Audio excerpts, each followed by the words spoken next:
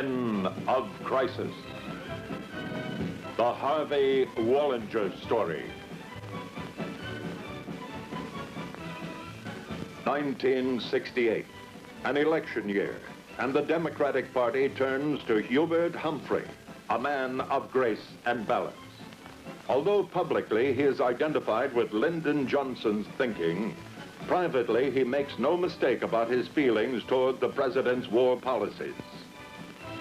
The best minds of the Republican Party meet in Miami Beach. After much discussion, they choose a man of force and magnitude. But that man refuses the nomination, and they settle for... If anybody asked me whether, for example, I would use my presidential limousine to run over somebody when it lies out in front of him, as I said in the program tonight, I would not. There is also a third party candidate, Governor George Wallace, Alabama. I have never made a statement in my life that reflected upon anybody because of a color, a creed, a religion, a national origin that has been distorted and slanted so much by so many.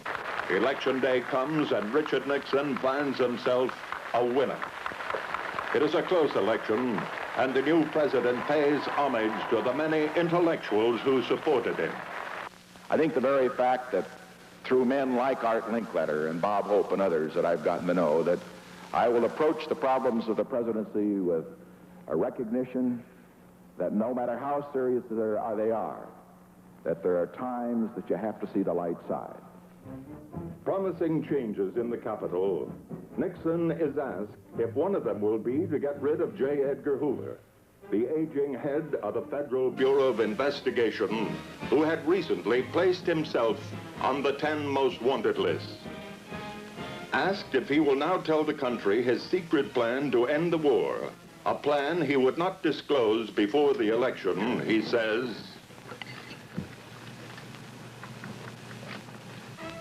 the new president picks the men who will surround him carefully. His vice presidential running mate is Spiro T. Agnew, former governor of Maryland. A great physical specimen, poised and well coordinated. His fine athletic instincts add to his appeal. I will bear true faith in... For Secretary of Defense, he chooses Melvin Laird. Laird also has a plan to end the Vietnamese War. So complicated that only 2 people in the world understand it, and neither one of them is Laird. That I will well and faithfully perform. Promising the country law and order, Nixon appoints John Mitchell as Attorney General. Mitchell has many ideas for strengthening the country's law enforcement methods and is hampered only by lack of funds and the Constitution. Against all enemies, foreign and domestic. He is an intelligent and solemn man, and his lovely wife adds a note of quiet charm to the administration. Adorable husband presented me with this official American League baseball. He told me not to come home until it was signed. Whee!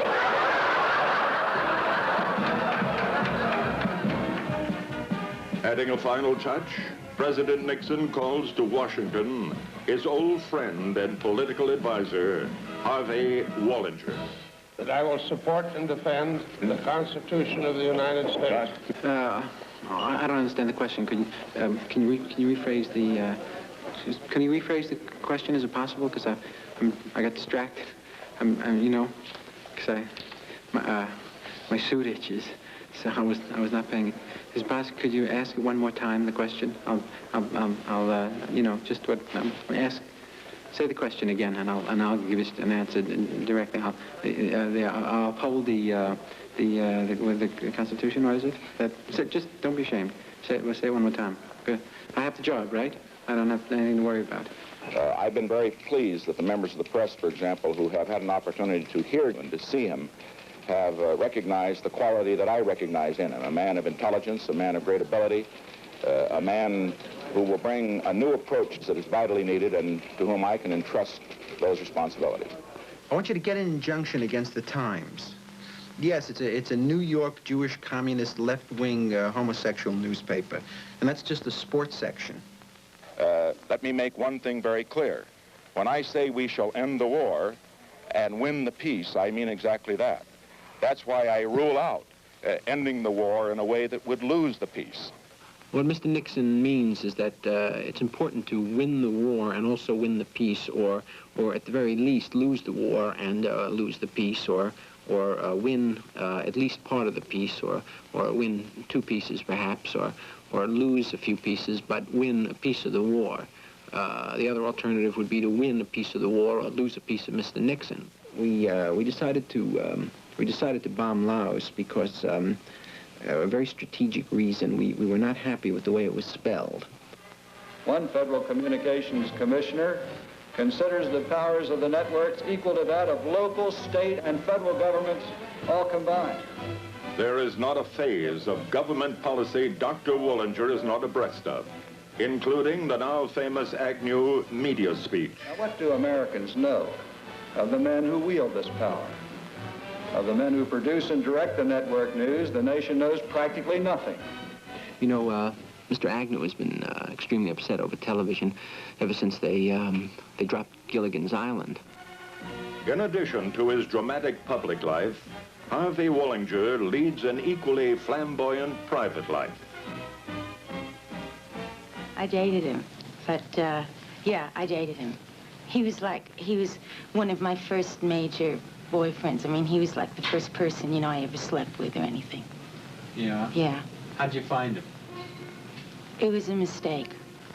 It was, I mean, you know, just, it was a bad first experience. Do you know what I mean? I mean, he was nice and all that, but it was just, you're supposed to have a good first experience, you know, to set you up right for the rest of your life, you know.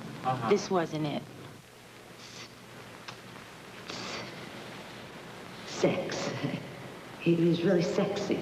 Yes, very sexy. And like a real, I don't know how. I mean, you just feel it all over when he looks at you. And we used to double date a lot with the Nixons, Pat and Dick, and, you know, like, we'd go out, you know, to a supper club and dancing and stuff, and, you know, he would dance with Dick. I mean, that was nice, right? You know, because no one really wanted to dance with Dick then, and he would want to dance with Dick, and I mean, I just thought that was sweet. Oh, yes, oh, real freak, a real freak. The greatest freak. Pat Nixon occasionally calls me, you know, and says, you know, Dick's not home, come on over, he's on a European trip or something, and, but I try and discourage that kind of thing because, I just don't think it's right. And I really wanted to marry him, you know, I really liked him, he was really special to me, and, I was putting the pressure on him, I could tell, you know, he was feeling very pressured by the whole thing, and he used his influence in Washington and got me drafted, and, I spent 6 months in Korea. You know, I was decorated and everything, but that's what happened, you know. It wasn't exactly what I wanted, you know. There's a lot of talk around Washington that you have an extremely active social life. Well, that's greatly exaggerated, I think. I like attractive women, I like sex, you know, but it must be American sex. I don't like un-American sex. Oh, well, how would you distinguish American sex? If you're ashamed of it, it's American sex, you know. That's important. If you feel guilt and shame, you know, otherwise, I think sex without guilt is bad because it almost becomes pleasurable. Who is this all-powerful man? What are the origins of his enormous hold on the president? Nobody gets in to see the president without going through Harvey Wallinger. If you want something done, why, you got to be in good with Harvey. If Mrs. Nixon wants to kiss her husband, she must kiss Harvey first.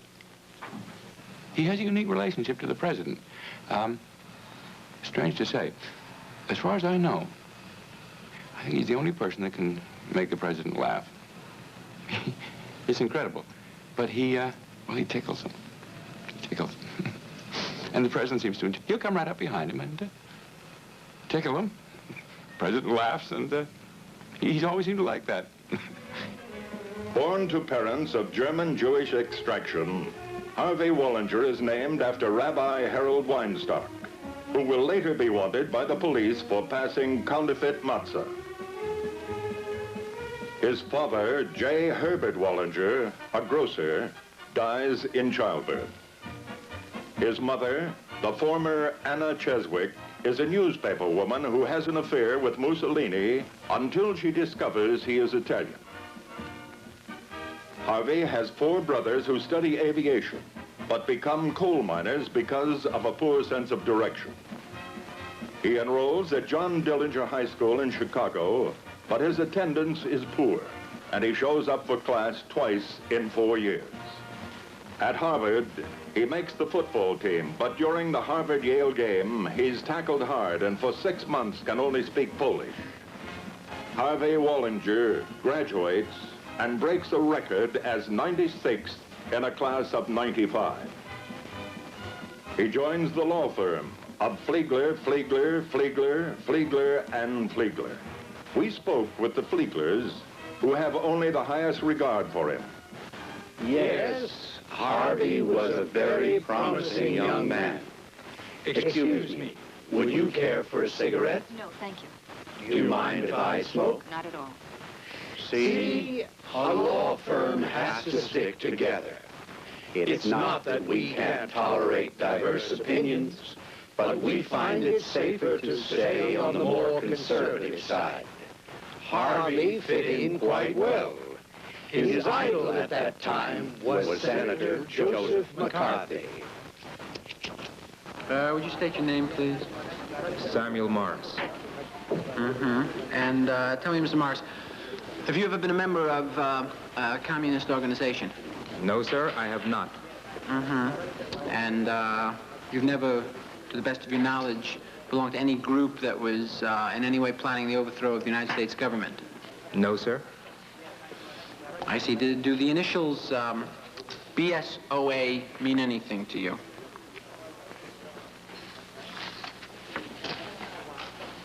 No, sir. No. Then you're not familiar with an organization called the Boy Scouts of America? Yes, sir. And were you ever a member of such a group? No, sir, I was not. You were not a member? No, sir, I was not. And did you attend meetings? From time to time, yes. I see. You attended meetings, but you were not a member? That's correct, sir. Well, how many meetings did you attend? I can't remember. Well, did you attend 10, 5, 100? I can't remember, sir. Well, why? Why can't you remember? I mean, have you got a faulty memory? No, sir. It was too long ago. I can't remember. It must have been in the 30s. In the 1930s? Yes, sir. I must have been about 8 years old at the time. Do you recall any other people that attended these Boy Scout meetings?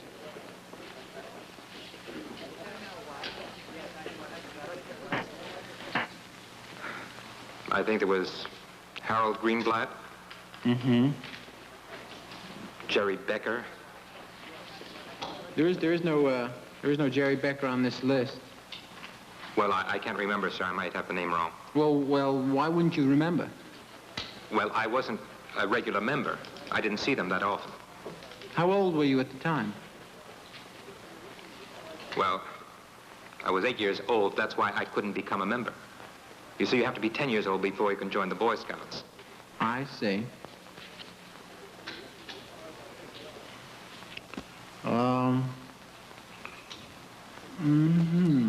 To the best of your knowledge, did you ever save anyone from drowning? No, sir, I did not. Have you ever drowned yourself? No, sir, I have not. You've never drowned? No, sir. And at no time? No, sir, I did not. Well, I have information here that says you have drowned on several occasions. I can't remember ever drowning, sir. I see. You don't remember being submerged underwater for an inordinately long period of time? Not to my knowledge, sir, no. I see. Harvey Wallinger has impressed Richard Nixon and his friend, Joe McCarthy. Nixon and Wallinger become inseparable. Their political beliefs coincide. They both love Richard Nixon.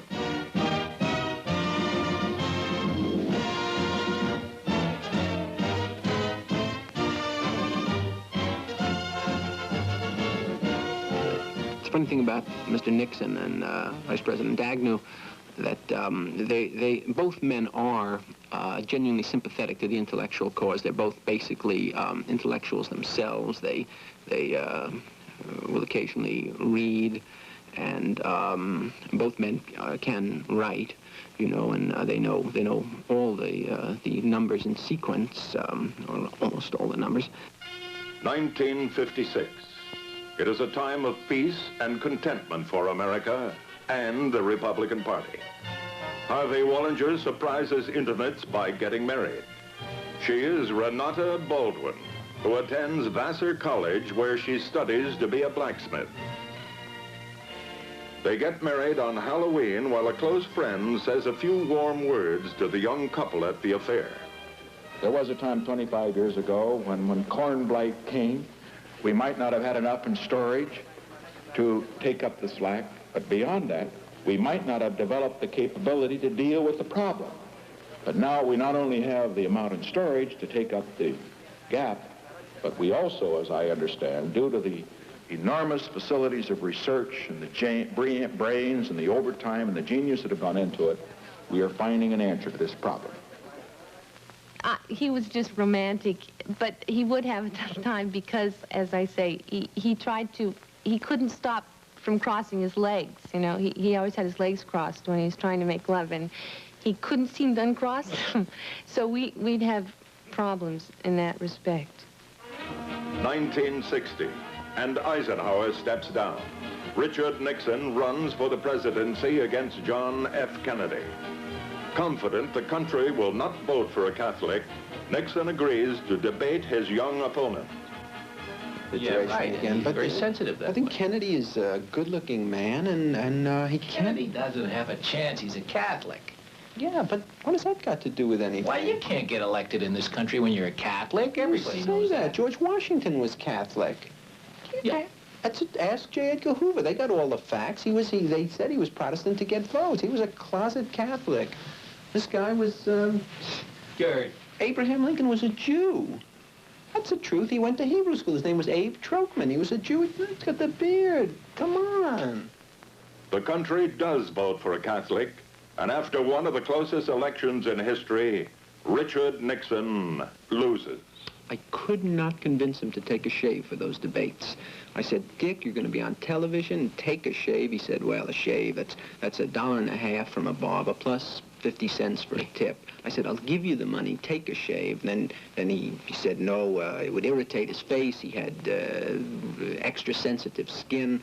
See, I was against those debates with Kennedy to begin with, because in a debate, you have to deal with issues. And I kept him from making that same mistake in 1968. 1962. Nixon is defeated in the California gubernatorial race. He says a gracious farewell to politics. Just think how much you're going to be missing. You don't have Nixon to kick around anymore. With his dreams of political power frustrated, Harvey Wallinger also goes back to private practice. He also gets divorced. He had an affair with a Democrat. I mean, there's certain things I could take, but that one, no, sir. I mean, really, that's going too far, don't you think? I don't mind him having affairs with possibly other women of say, the Republican Party, but to really do that to me, and I actually caught him in the act, you know what I mean? There's nothing possibly worse than sleeping with a Democrat. They're lascivious people. They're dirty. And they don't clean themselves. Sex is a very capricious thing, you know. Sometimes I feel like making love to a Democrat, and sometimes I feel like making love to a Republican, you know, and generally I try and wait and see what the Russians do first. And... Yes, he pays me a phenomenal amount of alimony, although I'm also, I'm, you know, independently wealthy. Yes, I come from a very good family. They're not Jewish. 1968, and America is in turmoil. A fresh face is needed to unite the country. The Republicans turn to Richard Nixon. Once again, in the background is his friend and close associate, Harvey Wallinger. What do you think? I think that if we moved out the jowls here a little bit. Can you give him some warmth, some character? You know, it's like looking at a cement wall. Harvey. See, the problem is the jowls and the nose, there's a... Can you give his face a kind of a little more character or something? No, I No can't. more character. No more Even if you use a lot of makeup, maybe? No, Harvey, look at it. Look at it. I know, it lacks commitment. Look at Harvey. You know? Look at Harvey, Mr. Nixon. Yeah, Dick, will you take a look at me for a second? Yeah, you see what I mean? It's not a vote-getting face. It puts people off, is the problem. If we could just block out Yeah, that's these You know what I'm thinking? Is there any possibility of doing blackface? Because I think we get a certain segment of the population. I don't want to deal with you anymore, Harvey. Just leave me alone. I can't work with you. His eyebrows are negative. Relax. Dick, will you relax? You're going to be out there in a minute. The eyebrows are negative. The eyebrows make a statement, and they say, they say, don't vote for me. That's right.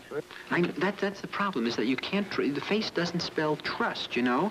Even though you and I both know that inside he's a wonderful human being. There's a new latex process. If we filled in through here and pulled the eyes down and covered the eyebrows a little bit. Maybe if we covered the entire face over with a flag, you know? What country? I see another child tonight. He hears the train go by at night, and he dreams of faraway places where he'd like to go. Seems like an impossible dream. But he is helped on his journey through life. A father who had to go to work before he finished the 6th grade sacrificed everything he had so that his sons could go to college. A gentle Quaker mother with a passionate concern for peace quietly wept when he went to war, but she understood why he had to go. A great teacher, a remarkable football coach, an inspirational minister, encouraged him on his way. A courageous wife and loyal children stood by him in victory and also in defeat. And in his chosen profession of politics, first there were scores, then hundreds, then thousands, and finally millions worked for his success. And tonight, he stands before you, nominated for President of the United States of America.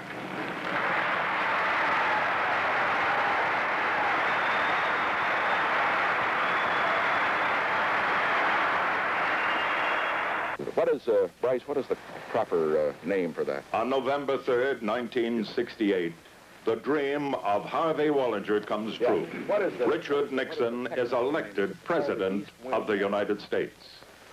This time, the country is electrified by the dynamic twosome, Nixon and Agnew. I'm sorry, then I misspoke myself. The East Wing is the one on the other side, but this is in the West Wing, where the President has his office, as you know, in the Oval Office, and then there is another office there where well, to be quite precise, the Governor will occupy the office which is currently occupied by the President's top administrative assistant. Under the new administration, the White House becomes a cultural mecca. Gee, that's a beautiful place over here you got, the White House. I think I'll be with my wife if you got extra room for me. Wouldn't be a bad idea. So this number you call it Charlita Linda. I played it on television. It was fantastic.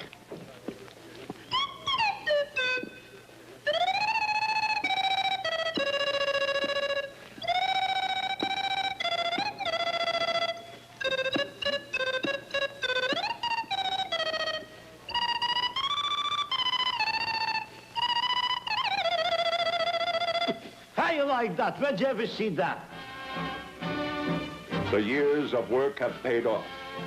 From obscure beginnings, Harvey Wallinger has become the second most powerful man in the nation. Sir, just a couple of questions, if you don't mind, sir. Sir, how come the Attorney General couldn't be here himself for this press conference? Attorney General Mitchell is busy. He's wiretapping Mr. Nixon's phone at the moment. What do you think of preventive detention? I think that it's a good thing. I think it's important to put the criminal in jail before he commits the crime. That's the feeling of the administration. In the days to come, the Nixon-Agnew-Wallinger Brain Trust will make America into a greater country than she has ever been in history. Next week on Men of Crisis, the plot to kidnap John Lindsay.